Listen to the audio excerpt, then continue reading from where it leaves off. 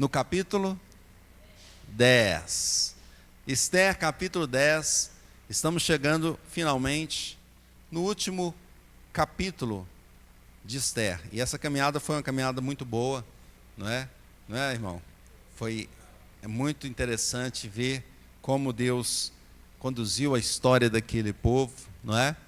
E agora nós já chegamos no último capítulo, Esther, capítulo 10. Queria que você abrisse a sua Bíblia nesse livro e ficasse em pé. Eu vou ler, são apenas 3 versículos de Esther, capítulo 10, para a nossa meditação nessa noite. Diz assim a palavra do Senhor em Esther 10.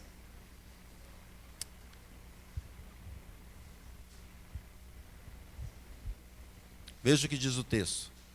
Depois disto, o rei Assuero impôs tributos sobre a terra e sobre as terras do mar. Quanto aos mais atos do seu poder e do seu valor, e ao relatório completo da grandeza de Mordecai, a quem o rei exaltou, porventura não estão escritos no livro da história dos reis da Média e da Pérsia? Pois o judeu Mordecai foi o segundo depois do rei Assuero, e grande para com os judeus, e estimado pela multidão de seus irmãos, tendo procurado o bem-estar do seu povo e trabalhado pela prosperidade de todo o povo da sua raça. Louvado seja Deus. Feche teus olhos, vamos clamar ao Senhor. Senhor, nós buscamos a tua face neste momento. Nós ouvimos aqui esses versículos finais do livro de Esther, e nós queremos aprender que teu Espírito Santo fale conosco, que o teu Espírito Santo use o teu servo para ministrar a palavra conforme o teu querer, conforme o que o Senhor já definiu, já escreveu. Que o Senhor abençoe os irmãos aqui, que eles tenham ouvidos abertos e também o coração aberto para receber a tua mensagem, a tua instrução, e que seja uma bênção essa noite, em nome de Jesus. Amém. Amém. Podemos sentar, meus irmãos?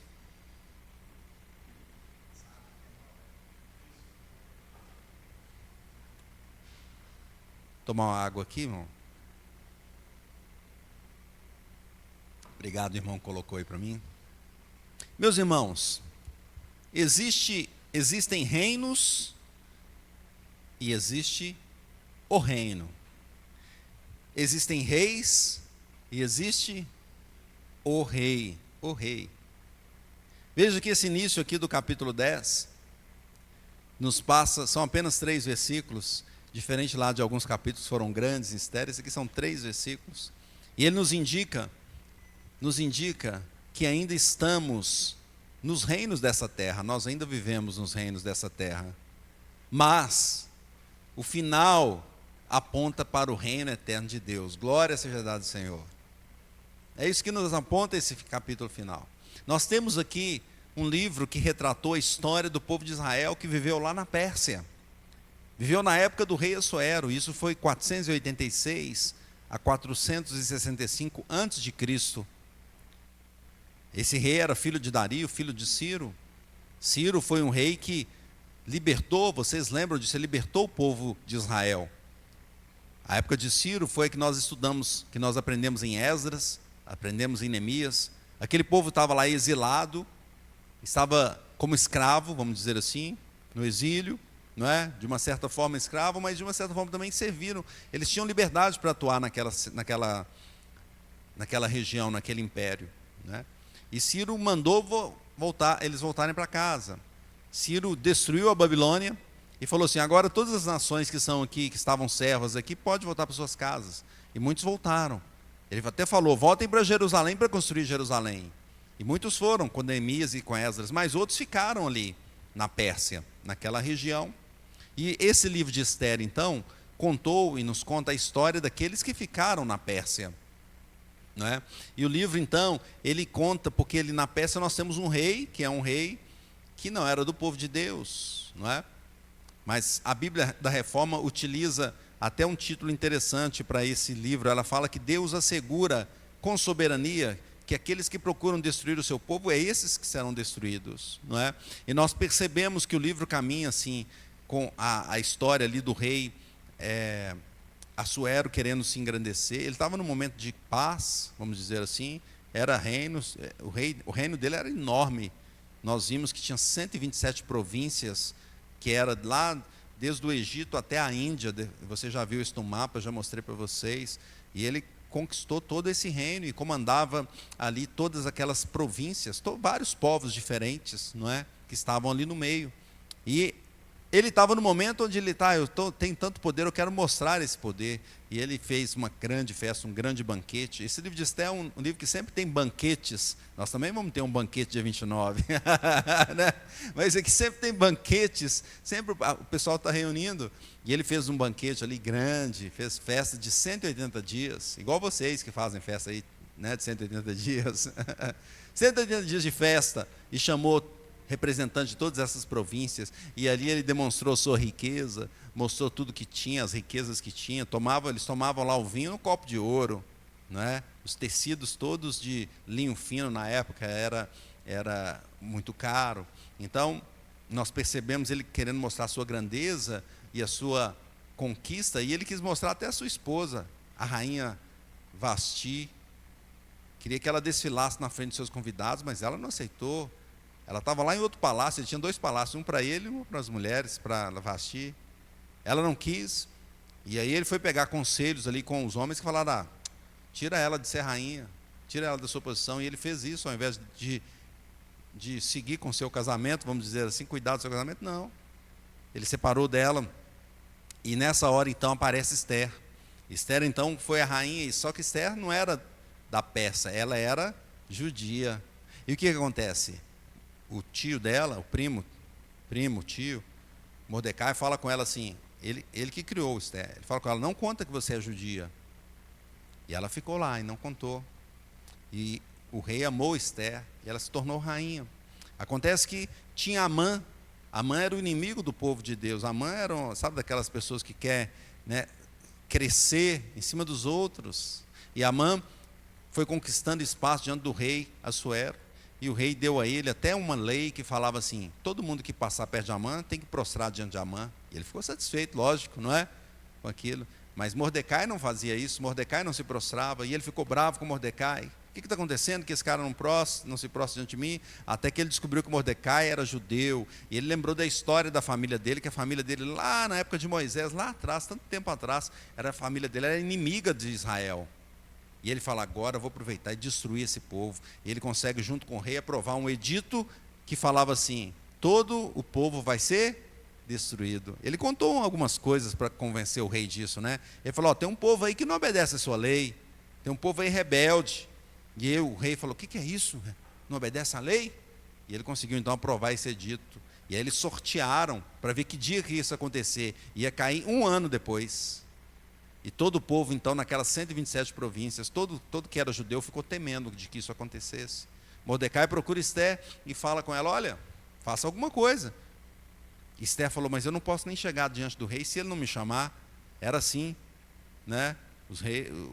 O rei, se não chamasse a rainha, ela nem podia se apresentar diante dele. E Mordecai fala: olha, se você não fizer nada, você também vai ser morta. Ou você acha que só porque você é rainha não vai acontecer nada contigo?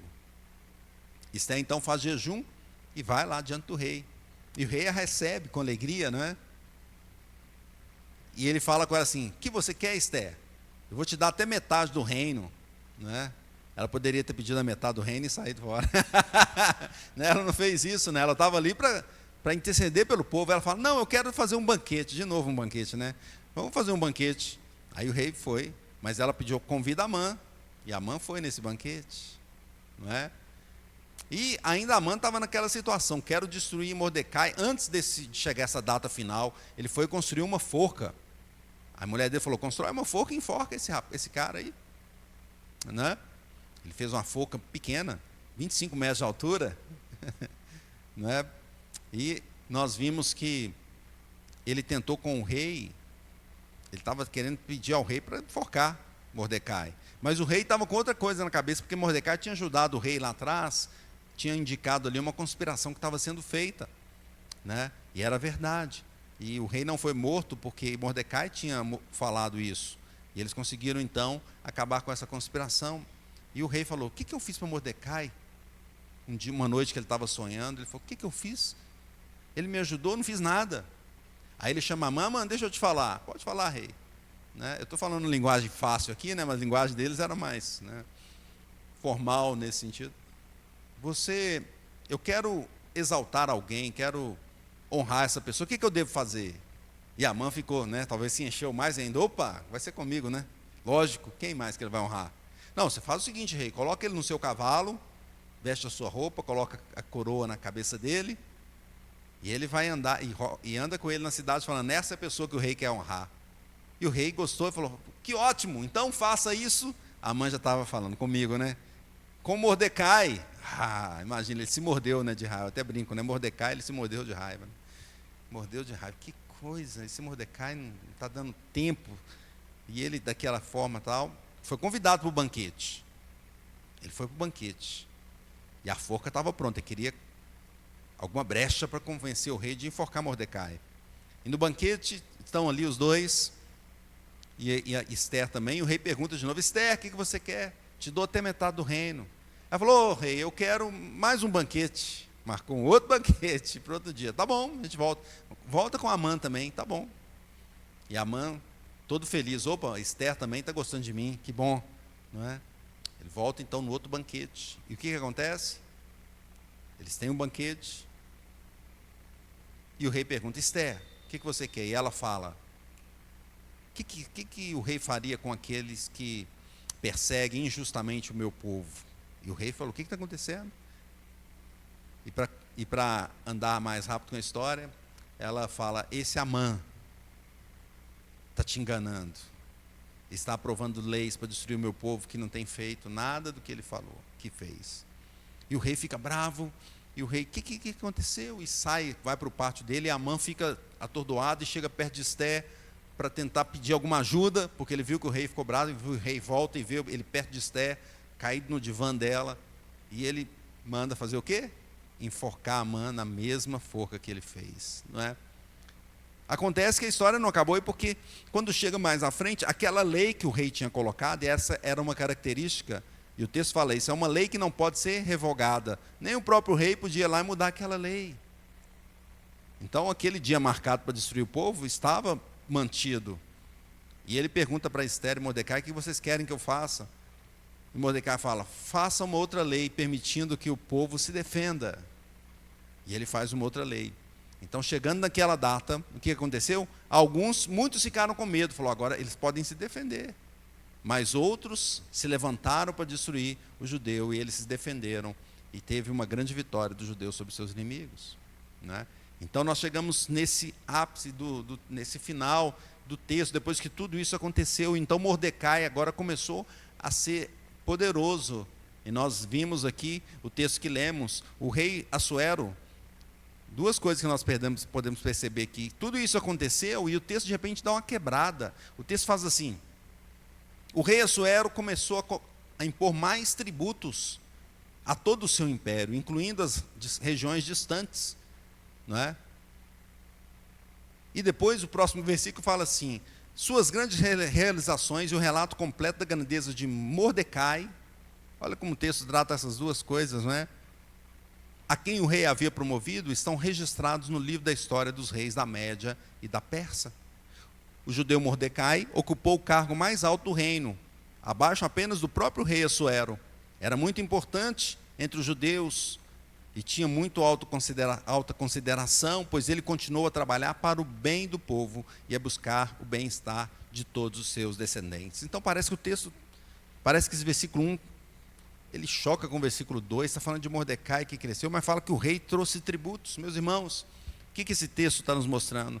Que nesse mundo o povo de Deus vive entre o já e o ainda não. O povo de Deus neste mundo vive entre o já e o ainda não. E qual é essa realidade então da vida nesse mundo? Qual é a realidade que nós enfrentamos? Em primeiro lugar, a realidade do povo de Deus nesse mundo é que ainda nós sofremos nessa terra. Nós sofremos. Versículo 1 diz assim: depois disto, o rei Assuero impôs tributo sobre a terra e sobre as terras do mar, não é? Então, a gente percebe que depois de todo esse acontecimento, Assuero ainda pesou mais a mão nos tributos, nos impostos. Depois que tudo isso aconteceu, não é? Depois dessa salvação do povo judeu, ele pesou a mão nos impostos. Está lembrando até a história de Roboão, filho de Salomão, vocês lembram? Roboão, filho de Salomão, depois que Salomão morreu, Roboão agora seria o rei, e ele pega ali conselho com os mais velhos e conselho com os mais novos. Aí ele chega para os mais velhos: o que eu devo fazer sobre os tributos? Aí os mais velhos falam: olha, dá uma abaixada aí, porque o seu antecessor, o seu pai, pesou a mão. Seu pai, para construir tudo que ele construiu, ele deu uma puxada aí nos tributos. Então, se você der uma aliviada, você vai ter o povo com você sempre. Aí ele vai nos mais novos, lá os amigão dele, né, os coleguinhas. E aí, o que eu devo fazer? Falou: que isso, rapaz, você tem que apertar mais. Pesa a mão aí, cobra tudo, né? Quem sabe a gente aproveita tudo aqui e deixa o povo sofrendo, não é? Parece que Assuero foi um pouquinho dessa história de Roboão. E a gente vê que lá em Roboão, o que aconteceu? Quem que ele ouviu? Ele ouviu os jovens, apertou a mão no tributo, não é? E o que aconteceu com o reino? Foi dividido. A gente tem uma divisão do reino do sul e o reino do norte de Israel. Aqui nós vemos uma coisa interessante: o Assuero também seguiu essa questão de apertar mais os tributos ainda, não é? Isso quer dizer, meus irmãos, que nós ainda vivemos, veja, o povo de Israel estava lá, o povo judeu estava lá, ainda vivia sobre essa imposição, sobre essa dificuldade, sobre essa opressão, né? Esse imperador Assuero, ele não era não era do povo de Deus, não é? E ele faz essa imposição, e o povo de Deus sofre ali no meio, com certeza. Tem um comentarista que chama Joyce Baldwin, ele fala assim: a simples declaração, o rei Assuero impôs tributo, é cheia de significado. Poderia ser taxação monetária, em moeda ou em espécie, não é? Tanto dessa forma, essa palavra, uma acepção que cobria todos os meios de tributar, ou seja, poderia ser em moeda ou qualquer outro meio, mercadoria. Na época também se tinha mercadoria como tributo, não é? Então, ou então até recrutar para fazer trabalho forçado era um tributo também. A gente vê aí os jovens que às vezes vão para o exército, tem que ir para o exército, né? Na época lá eles recrutavam assim: você tem que vir fazer trabalho forçado, trabalhar como escravo, por exemplo, para o rei, né? Então poderia ser qualquer uma dessas situações, né? Alguns historiadores indicam que o rei aumentou impostos, pois havia gastado muito os recursos com algumas guerras que tinham acontecido. A gente não sabe de fato é isso. O fato é que ele apertou a mão realmente, né? Pesou a mão sobre os habitantes da terra, incluindo o povo de Deus. Então, sobre a terra, meus irmãos, nós estamos diante dessas situações. Hoje também é assim. Hoje nós estamos sob governos que, se quiserem aumentar impostos, e se quiserem apertar a mão, sempre vão fazer, não é? E nós estamos nessa situação, mas nós não somos do reino da terra. Sim, mas somos e não somos. É o já e o ainda não, não é? O que significa o já e ainda não? Significa que nós já somos salvos, que o Senhor já nos salvou, mas ainda não significa que ainda estamos aqui, não é? Eu até brinquei algumas vezes, seria bom, a gente pensa, né? Se Deus, quando salvasse, já levava logo, né? Para o reino eterno. Mas nós ainda ficamos aqui para cumprir o propósito dele. E quando nós ficamos aqui, nós estamos sujeitos às imposições deste mundo. O crente continua ainda assim. Nós temos governos que têm uma repressão grande, não só com tributos, mas até com proibições de se pregar a palavra. Nós temos o nosso irmão Pedro, que está numa região onde não se pode pregar a palavra, mas ele está lá levando o evangelho, pois Jesus disse: ide por todo mundo e pregar o evangelho a toda criatura. E certamente ele sofre grandes opressões. Muitos governos continuam avançando com essa sanha autoritária sobre as populações, sobre as pessoas, não é? É lógico que sempre tem desculpa para fazer isso. A desculpa de Xerxes poderia ser: não, eu preciso de fazer guerra, preciso de tributar mais. Sempre tem desculpas, sempre pode trazer isso para uma situação para arrecadar mais. Contudo, o povo de Deus está nessa situação, vivendo nessa terra. Quer dizer que nós ainda sofremos com as opressões deste mundo. Segundo lugar, meus irmãos, a realidade então dessa história é que, apesar disso, existe um Salvador real. Existe um Salvador real.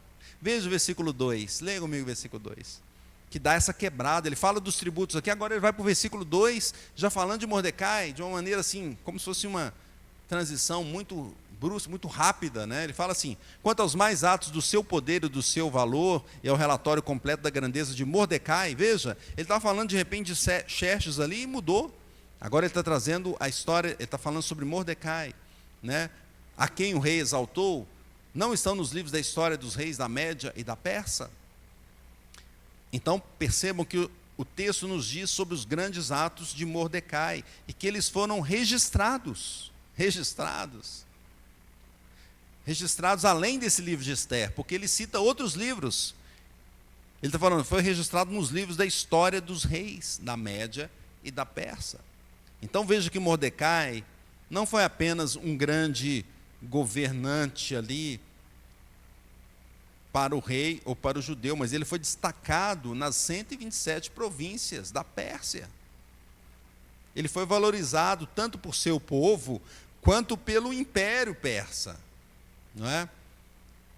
E Joyce Baldwin comenta assim: de forma milagrosa, o poder que estava por trás do trono desse poderoso império era um judeu. O poderoso que estava, né, por trás era um judeu. E, portanto, embora isso não seja expresso, um homem que temia a Deus e se posicionava em favor da justiça e do direito dos negócios do Estado é que estava ali. O Senhor colocou um judeu ali como governante, assim como ele fez. Não parece um pouco a história de José também no Egito? José também, Deus pegou José lá da prisão, não foi?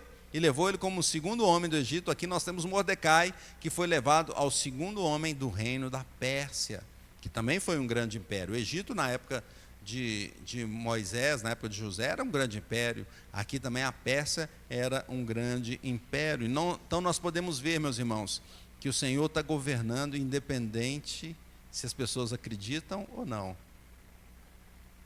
O Senhor tem todo o poder. Ele coloca as pessoas que Ele quer, onde Ele quer, para fazer a sua vontade.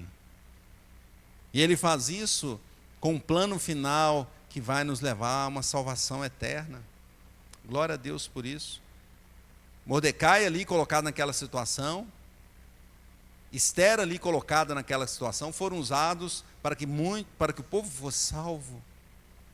Hoje, meus irmãos, nós temos um relato dessa história, e que é inevitável apontar isso para a vitória de Cristo Jesus. Jesus veio também a esse mundo, né, o reino da terra, vamos dizer assim. Jesus veio a este século. Ele teve o seu registro aqui como a sua vinda neste mundo, e a sua obra da redenção, através da sua palavra, inspirada pelo Espírito Santo, se expandiu para todo o mundo. E o relato de Jesus não está só na palavra do Senhor, que é o principal, mas também em qualquer livro de história que você procurar, assim como Mordecai aqui, fala, não está também a história dele lá nos livros do reino da Pérsia? O relato de Jesus está em todo lugar. Ele é conhecido pelo mundo inteiro. Tão conhecido que a história foi dividida em antes e depois. Nós estamos chegando no final do ano de 2024. Por que 2024? Porque são 2024 anos do nascimento de Jesus. Mudou a história ao meio. Algumas nações não consideram isso porque são completamente anticristãs, mas o mundo ocidental todo considera assim, por causa do rei Jesus. Jesus esteve aqui e toda a história mostra isto.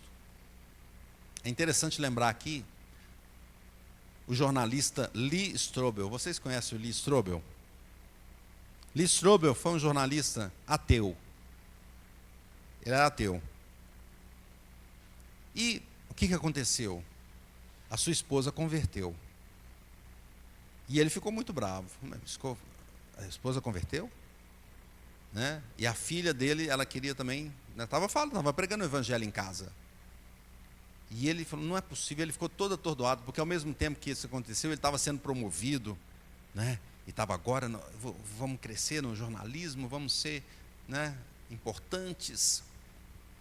Mas a família dele agora, a esposa dele converteu, passou a crer em Jesus. E ele falou, isso é muito sério. Nós somos Eu sou ateu, minha família também deve ser. Só que ela tinha convertido o coração, não é? E aí o que ele fez? Como ele era jornalista, e ele era jornalista investigativo, o que é um jornalista investigativo? Ele vai investigar as coisas para ver se realmente aconteceram assim, né? E aí ele começa a investigar, ele fala assim, ele conversa com um colega dele, e o colega dele fala, vai o seguinte, investiga essa história então, mas você investiga o seguinte, o principal, o cerne da questão do cristianismo. Qual que é o cerne da questão? É o seguinte, a ressurreição de Cristo. Se você conseguir provar que Jesus não ressuscitou, pronto, você vai lá exatamente no cerne da questão. E aí você resolve a situação. E aí ele foi investigar isso. E ele saiu investigando.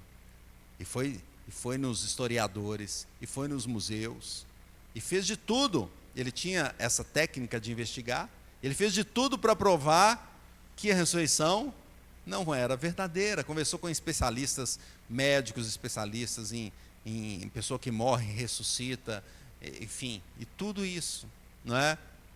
E o que foi acontecendo com isso? Com essa história dele? Ele foi chegando à seguinte conclusão, ele não conseguia provar. Tudo que ele colocava, provava o contrário. Tudo que ele investigava e levantava, provava o contrário de que a ressurreição existiu. E ele chegou a tal ponto que ele converteu. Aconteceu o contrário. Só que nessa vida dele, nesse período da vida dele que ele estava fazendo assim, ele viajou muito, foi em vários lugares, e a esposa estava naquela tensão, né, em casa, porque ela tinha se convertido e ele estava ficando muito fora de casa, longe de casa, e ela pensou, ele está me traindo, não é? Ela pensou assim, alguma coisa está acontecendo, não é só essa distância por causa da minha crença, não, ele está... E um dia ele chega em casa e fala, preciso conversar contigo. E ela, o que é? Nesse período que eu viajei muito, aconteceu um negócio. Aí ela falou, pronto, agora vai falar que me traiu e vai me deixar e tal. E ele vai contando, aconteceu isso. Eu viajei, fui procurar especialistas longe, em vários lugares. Para quê? Para provar que Jesus não ressuscitou, que esse Cristo que você crê não é verdadeiro. E aí ela fica toda... E agora, né? O que vai acontecer? E aí, você provou? Aí ele falou, quanto mais eu estudei, mais eu cheguei à conclusão de que é verdade. Jesus está na história do mundo, mas o mundo não quer acreditar. Quando fala que o texto aqui diz que Mordecai, o que ele fez estava escrito no livro das histórias dos reis na Média da Pérsia. A história de Cristo Jesus está escrita.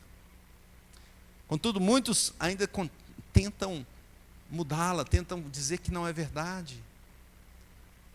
Tentam fazer como Lee Strobel aqui e falar, não, isso não é realidade. E tentam arrumar desculpas, tentam tirar o foco. Contudo, é real. Jesus Cristo veio a essa terra, nasceu como homem aqui, morreu por nós, naquela cruz, injustamente. Mas ele ressuscitou, glória seja dada ao Senhor. Está na história do mundo, está na Bíblia, na palavra de Deus, na história maior. Existe um Salvador. Apesar de no primeiro ponto nós estarmos sujeitos a esse mundo, Jesus veio e já nos deu a salvação eterna. Por isso, já e ainda não, nós já estamos salvos. Ainda não porque vivemos aqui. Vai chegar o momento final em que isso vai se tornar real para nossas vidas. Ou quando nós morremos e formos para a glória, ou quando Jesus voltar ainda em vida para a honra e glória do Senhor. Terceiro lugar, meus irmãos. A realidade, então, é que esse Salvador trabalhou para a prosperidade do seu povo. Vamos ler esse versículo 3? Diz assim, pois o judeu Mordecai foi o segundo depois do rei Assuero, e grande para com os judeus, e estimado pela multidão dos seus irmãos, tendo procurado o bem-estar do seu povo, e trabalhado pela prosperidade de todo o povo da sua raça. Então, voltando em Mordecai, nós vemos que ele trabalhou para isso. Aquele povo morreria, não é? Morreria. Mas ele fez uma obra no sentido de chegar e chamar Esther, e Esther falar com o rei sobre o que estava acontecendo, não é? E Mordecai ali fez o segundo edito, e quando nós lemos esse texto lá, eu até falei que foi a segunda carta, não é? E falei da primeira carta que condenava o povo, e a segunda carta que salvava o povo. E também trouxe isso de uma forma a mostrar que nós temos o Velho e o Novo Testamento. O Velho Testamento que fala que nós pecamos e erramos. O Novo Testamento que fala que Jesus Cristo é o Salvador que se entregou por nós. Mordecai então faz esse trabalho, meus irmãos, e ele sendo ali poderoso, ele preocupou-se não com seu poder como Amã preocupava. Amã queria o quê? Só crescer. Mordecai agora como segundo ali no local, segunda pessoa no governo, ele faz o quê? O texto nos diz que ele quer o bem-estar do seu povo. Ele trabalha para a prosperidade do povo da sua raça. Ele procura essa prosperidade aqui. E essa palavra que é no texto original, salom, pode significar paz, prosperidade de toda sorte, saúde, segurança, abundância material e bons relacionamentos, né? E o comentarista Joyce diz assim: ao fazer destes objetivos o seu alvo para toda a população israelita do império, ele também assegurava prosperidade para os países como um todo. Quer dizer, o mesmo que ele fazia para o povo de Judá, abençoava os outros países. Ele buscou o bem-estar do seu povo e fez o que era possível para dar paz a esse povo, e também ele abençoava todas as outras províncias. Ele foi então grande e estimado entre os seus irmãos. E nós vemos essa história então, meus irmãos, hoje nos remetendo a Jesus Cristo. Jesus Cristo morreu, ressuscitou, está sentado à destra de Deus Pai.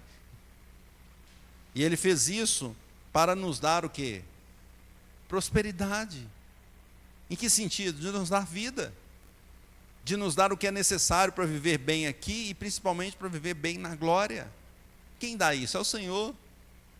O seu poder é muito maior do que o poder de Mordecai, é um poder eterno. Esther aponta para Cristo, o livro de Esther aponta para Cristo, que é muito maior. O reino do Senhor é o reino sobre todos os reinos. Ele dirige o universo com autoridade e poder, assim diz a palavra dele. Ele se humilhou para que a nossa vida fosse transformada. E hoje ele reina e está expandindo o seu reino. Está expandindo o seu reino.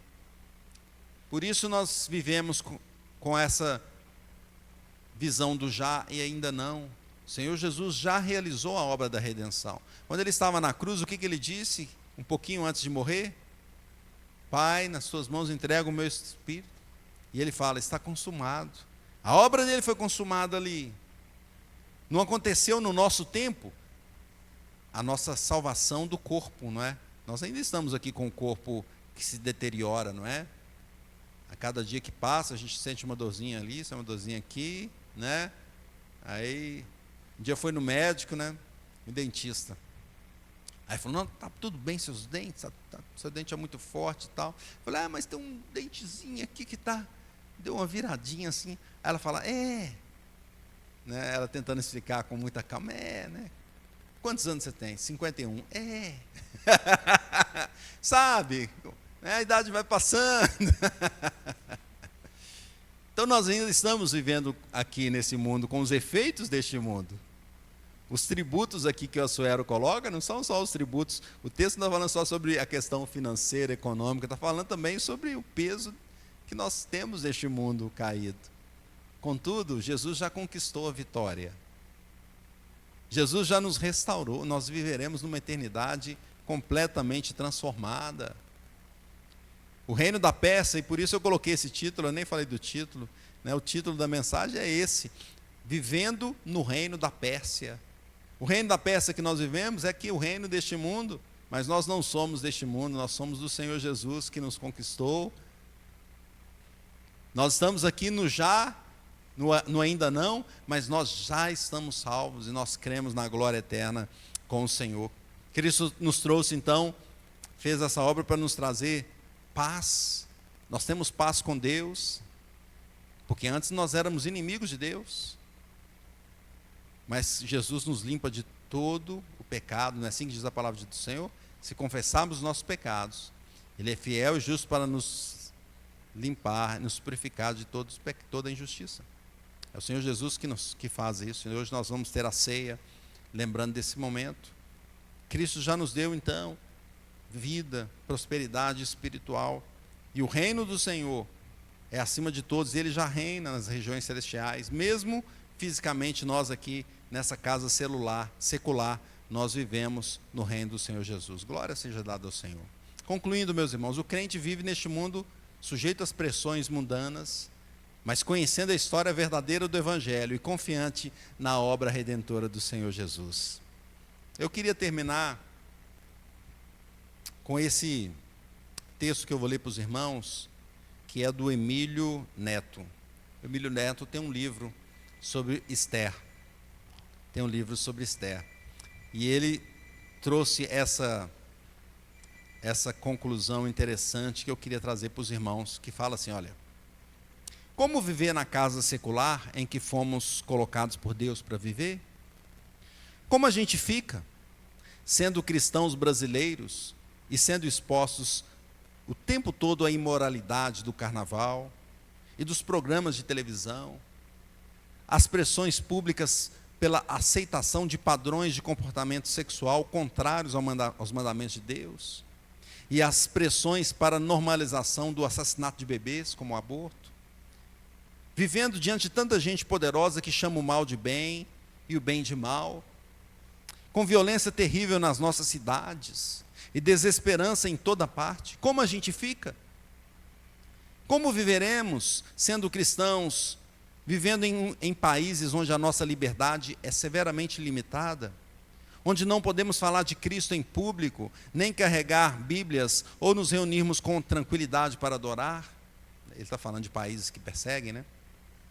Onde a sombra do comunismo, do islamismo, do hinduísmo, ou seja, do que for, nos fazem esconder em casas fechadas, com as janelas fechadas, trancadas, disfarçar os sorrisos e ter de usar códigos para conversar.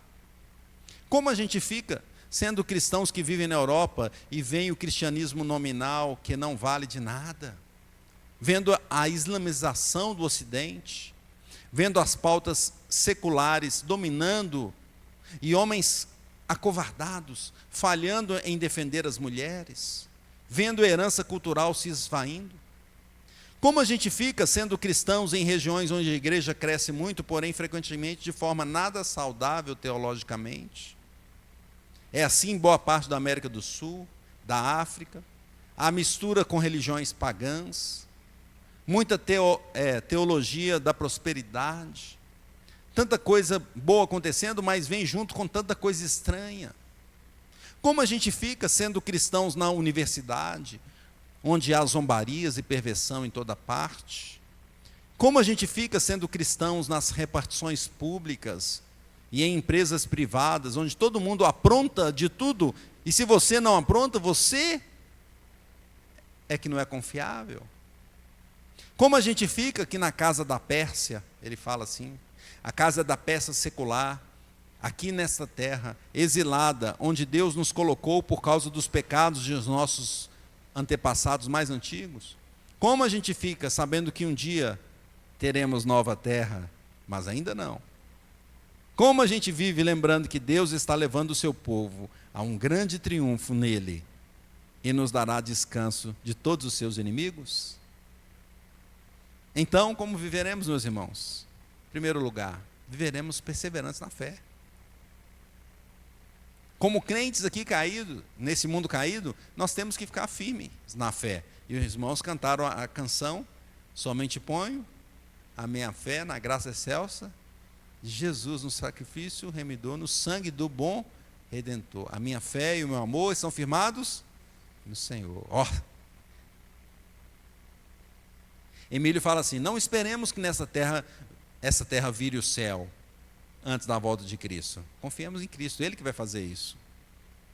O mundo continuará com suas mazelas, meus irmãos, com seus erros e com suas investidas contra o cristão. Mas nesse ambiente, Jesus nos convida a confiar nele. Glória a Deus. Matthew Henry diz que se vivemos pela fé em Cristo, seremos ativos, conforme a habilidade e as oportunidades que Ele nos dá para divulgar a sua glória e os melhores interesses dos homens, e a nossa fé genuína em Cristo agirá por amor. Devemos esperar com fé e oração, e feito isso, estaremos seguros diante da salvação do nosso Senhor Jesus. Segundo lugar, como viveremos, meus irmãos? Como viveremos aqui na casa da Pérsia? Viveremos esperando esse novo reino. Estamos aqui, mas a nossa casa não é aqui. Estamos no mundo, mas nós não somos do mundo. Jesus Cristo fez essa obra em nossa vida. E agora esperamos então que seja completamente restabelecido. E o que Ele prometeu, Ele vai fazer. Ele falou que a boa obra que Ele começou em nós irá concluir para a glória de Deus. Será o reino de glória, onde os súditos reinarão com Ele. Nós estaremos ali com o Senhor. Jesus Cristo nos espera na cidade celestial, meus irmãos, na casa celestial, meus irmãos, na cidade santa, a Jerusalém que vai descer do céu. O povo de Deus não será mais perseguido, não terá mais receio da morte, mas terá vida abundante e vida eterna. Louvado seja o Senhor. Lá teremos prosperidade, paz, alegria, vida plena, vida perene. Louvado seja o Senhor. Terceiro lugar, como viveremos? Viveremos aqui com os princípios de lá. Viveremos nessa terra com os princípios do reino eterno do Senhor. Hebreus 4:11. Esforcemo-nos, pois, por entrar naquele descanso, a fim de que ninguém caia segundo o mesmo exemplo de desobediência. Nós obedeceremos ao Senhor aqui nessa terra. É por isso que nós somos diferentes. Por isso que alguém olha para o crente e fala, mas você não faz isso, não faz aquilo. Por isso que o jovem, quando fala assim, não, estou me guardando até para o dia do casamento, ele é criticado, e as pessoas falam, por quê? Para quê? Por isso, quando o jovem na faculdade fala, não, eu não vou fumar, que isso, você está perdendo o seu tempo. Eu não bebo, você não bebe? Nós somos chamados para fazermos diferença nessa terra, para a honra e glória do Senhor Jesus. A nossa casa, o nosso ambiente de trabalho, o nosso estudo, o nosso estado, o nosso país, podem ser abençoados. Clamemos a Deus para que isso aconteça enquanto nós estamos aqui. Veja que Deus deu um refresco para aquele povo enquanto eles estiveram ali, não é? Deus deu um refresco. Às vezes nós pensamos, o mundo vai só piorar. Pode ser que Deus dê um refresco também, dê um refresco em algum momento. E Ele fez isso. Nós continuaremos então com esses princípios do Senhor e confiando que Ele vai nos salvar eternamente. Então, vivamos, portanto, com os princípios do reino eterno, já esperando a concretização gloriosa através de Cristo Jesus, e que Deus nos abençoe grandemente. Vamos orar, meus irmãos? Vamos orar. Terminamos então Esther dessa forma. Estamos na casa da Pérsia, mas nós não somos a casa da Pérsia, nós somos do Senhor Jesus. Louvado seja. E nós vamos ter este momento então de ceia, lembrando da entrega de Cristo por nós. Feche os olhos. Senhor Deus, te agradecemos pelo livro de Esther exposto durante esse período e o tanto que aprendemos com a sua palavra. Estamos aqui na casa da Pérsia, ou aqui neste mundo caído, mas nós não somos daqui. Nós somos do Senhor. Nós esperamos a tua glória, o teu reino eterno. Nós pregamos sobre o teu reino eterno. E as suas promessas se cumprem, pois elas são verdadeiras. Nos dê força, nos dê a fé no Senhor, para que dia a dia nós vivamos conforme essa fé que tem sido colocada em nosso coração, conforme a tua palavra ministrada às nossas vidas, e que essa congregação cresça mais e mais para a tua glória, para a tua honra, em nome de Jesus. Amém. Que Deus nos abençoe. Meus irmãos, vamos passar para a ceia. Queria convidar os irmãos a abrirem a Bíblia no texto de 1 Coríntios 11, capítulo 23, enquanto eu também vou ali para a mesa. Os irmãos vão abrindo a Bíblia em 1 Coríntios 11, capítulo 11, versículo 23. Vamos fazer a leitura desse texto.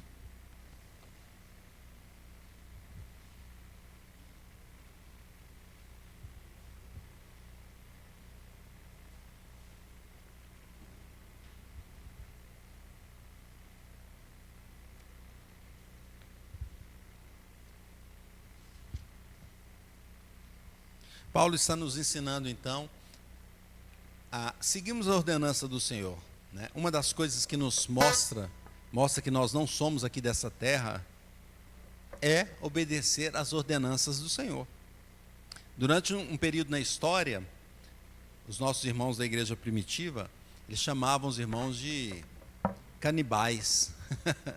Vamos lá, que eles são canibais. Era uma perseguição contra a igreja.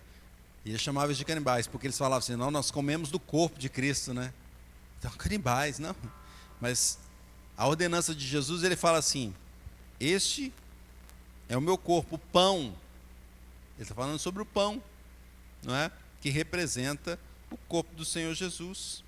Se você for, vamos ler, acho que o texto de Mateus fica interessante para esse sentido. Mateus 26, fala assim: enquanto comiam, tomou Jesus um pão e abençoando, o partiu e disse, e deu aos discípulos dizendo: tomai, comei, isto é o meu corpo. O pão de Cristo, o pão da ceia representa o corpo do Senhor Jesus. Então os irmãos não eram canibais, eles comiam o pão que representava o corpo de Cristo, não é? Versículo 27, a seguir tomou um cálice, e tendo dado graças, o deu aos discípulos dizendo: bebei dele todos.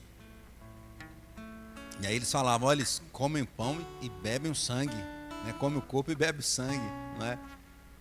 Não, nós bebemos o vinho ou o suco da videira, no sentido de que representa o sangue de Jesus. Jesus falou mais: isto é o meu sangue, o sangue da nova aliança, derramado em favor de muitos para a remissão de pecados. A obra que ele fez aqui nessa terra, se entregar por nós, para que haja salvação. Ele fala mais: e digo-vos que desta hora em diante não beberei deste fruto da videira, até aquele dia em que o hei de beber novo convosco no reino de meu Pai. Então veja, esse reino eterno do Senhor é real, não é uma historinha. Muitos criticam os cristãos: você acredita naquela historinha? Não é historinha, é a realidade. É o reino de Deus acima de todos, e um reino que vai se manifestar poderosamente, porque quando Jesus voltar, a palavra de Deus diz que ele vai voltar de uma forma gloriosa, muito gloriosa. E ele virá como um relâmpago do que sai do Oriente e se mostra no Ocidente, assim rapidamente há de ser a vinda do Filho do Homem. E o texto diz que todos os povos lamentarão, todas as nações. Por quê? Porque aqueles que não seguem Jesus, o que eles têm que fazer? Lamentar, não tem outra coisa a dizer. Contudo, o povo de Deus louvará eternamente. Louvado seja o Senhor Jesus. Cantaremos louvores ao nosso Deus. Esse é o momento de participar da ceia, lembrando o sacrifício de Jesus Cristo. Quem participa? Aqueles que estão em comunhão, em plena comunhão com a igreja do Senhor.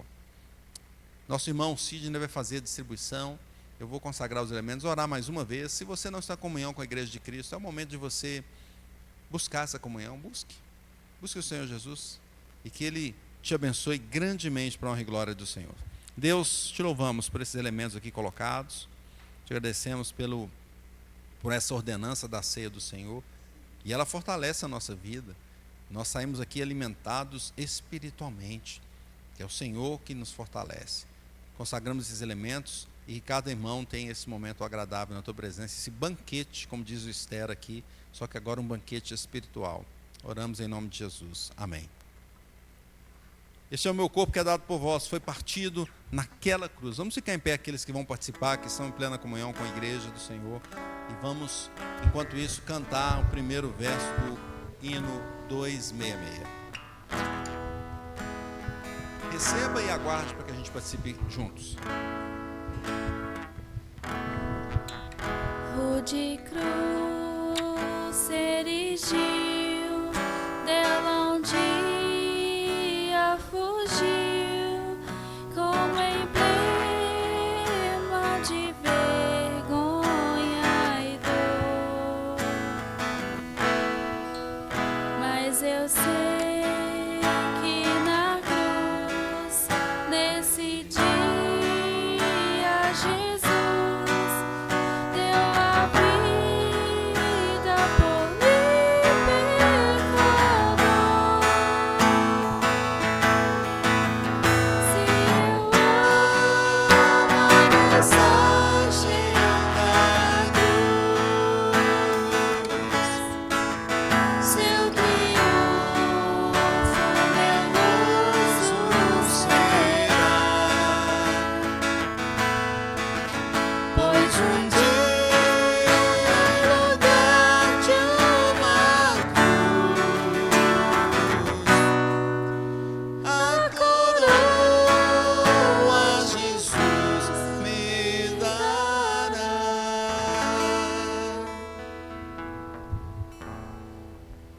Este é o meu corpo que é dado por vós, diz o Senhor Jesus, fazer isso em memória de mim. Vamos participar do primeiro alimento.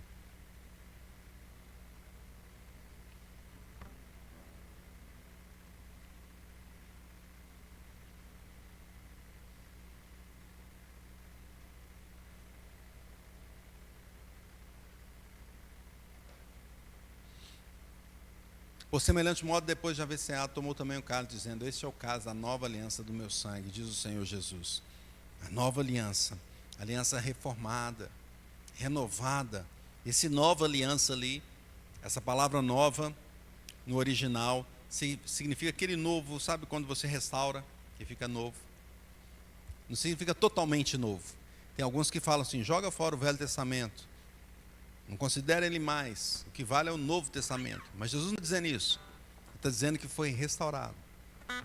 É como as duas cartas de Esther, os dois editos. O primeiro edito que te mostrava a destruição do povo, e o segundo edito que mostrava a salvação do povo. Claro que no primeiro já tinha a mensagem da graça do Senhor Jesus.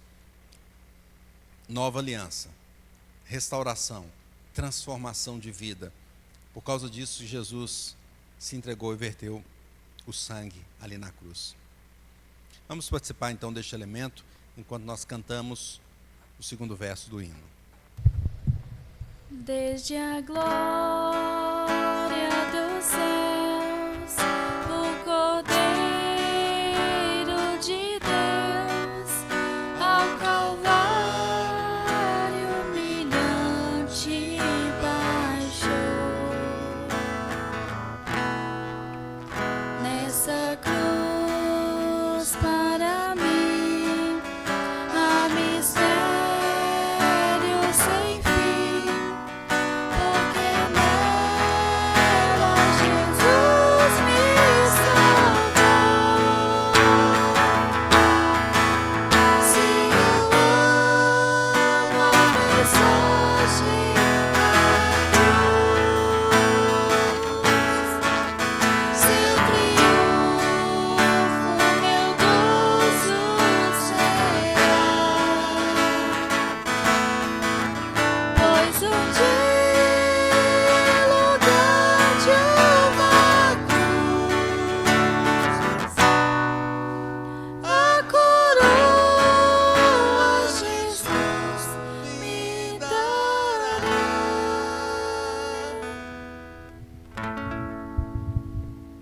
Louvado seja Deus.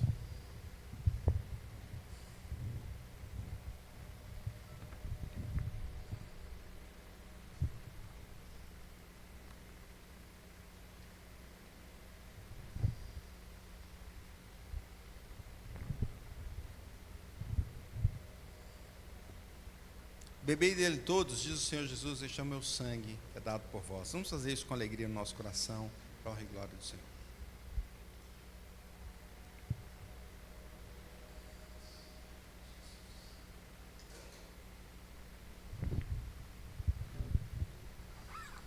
Versículo 30 de Mateus 26, e tendo dado graças, e tendo cantado o hino, partiram para o Monte das Oliveiras. Vamos cantar o hino, o último verso do hino, e vamos partir depois para o Monte do Cascata, do Petrolina, do Lindéia. Que Deus nos abençoe.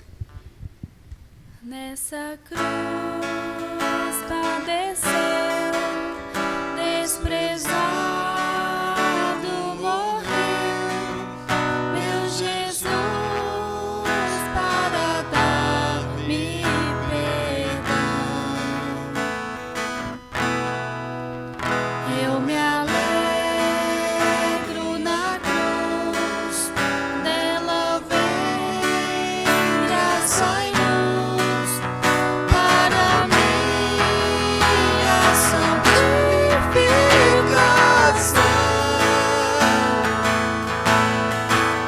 Se eu amo a mensagem da cruz,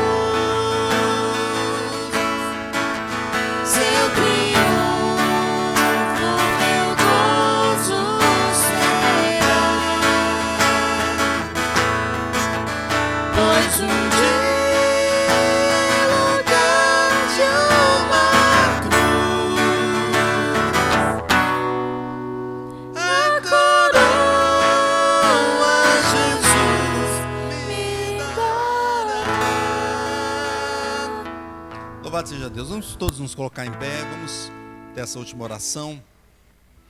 Santo Deus, louvado seja o Senhor, pela caminhada que tivemos no livro de Esther, pela mensagem do Senhor às nossas vidas, por o Senhor nos dar a esperança da glória, do reino eterno do Senhor, por ter se entregado naquela cruz para nos dar vida, vida em abundância. Nos abençoe na nossa caminhada aqui, enquanto estivermos ainda neste já e ainda não. Nos ajude, nos abençoe nos nossos relacionamentos, nos abençoe no nosso trabalho, no nosso estudo, em nossa casa, na nossa família, nas dificuldades que nós temos, que são muitas, mas sabemos que a vitória é certa em nome do Senhor Jesus. Nos dê essa esperança e a confiança no Senhor, de seguirmos o teu caminho dia após dia. Que o Senhor leve em paz a todos os irmãos. Nós agradecemos em nome de Jesus. Amém. Recebamos a bênção, meus irmãos.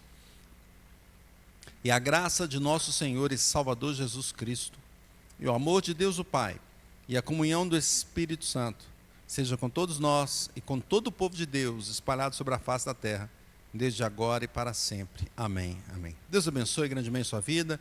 Eu estarei ali cumprimentando a todos os irmãos. Você que nos acompanhou pela internet, venha participar presencialmente para a honra e glória do Senhor.